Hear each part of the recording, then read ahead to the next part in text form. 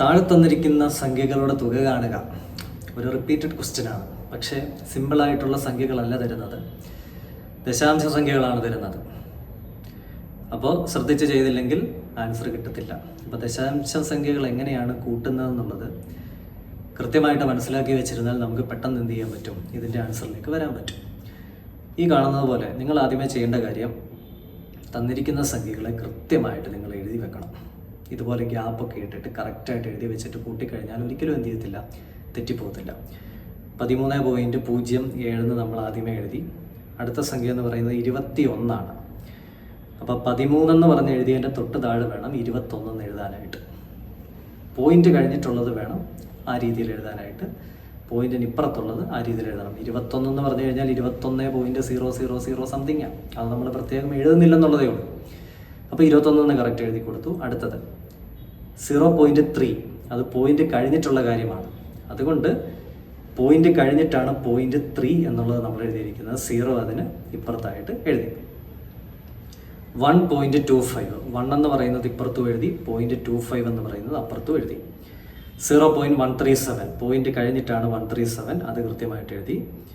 26.546, 26 ഇപ്പുറത്തും എഴുതി, 0.546 അപ്പുറത്തും എഴുതി. അല്ലേ, കൃത്യമായിട്ട് നമ്മൾ എഴുതി വെച്ചു.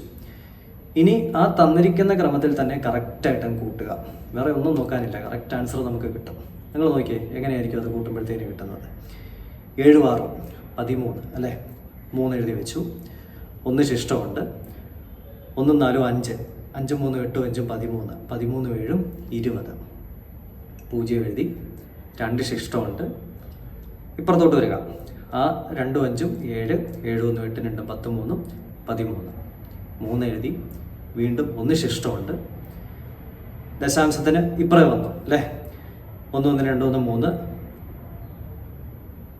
ഒരു 6 കിടപ്പുണ്ട്, അല്ലേ. 1 26 എന്നുള്ളതിൻ്റെ ഒരു 6 കിടപ്പുണ്ട്. അപ്പോൾ നമ്മൾ എന്ത് ചെയ്യണം, 1 6 7, 7 1 8 1 9 3 12, 2 എഴുതി. 1 ശിഷ്ടം.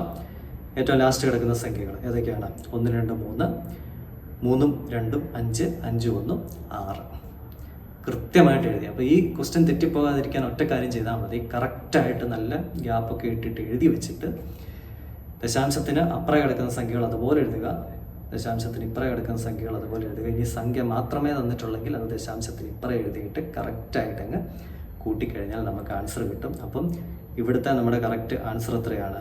62.303, അതായത് ഓപ്ഷൻ ബി ആണ് ആൻസർ.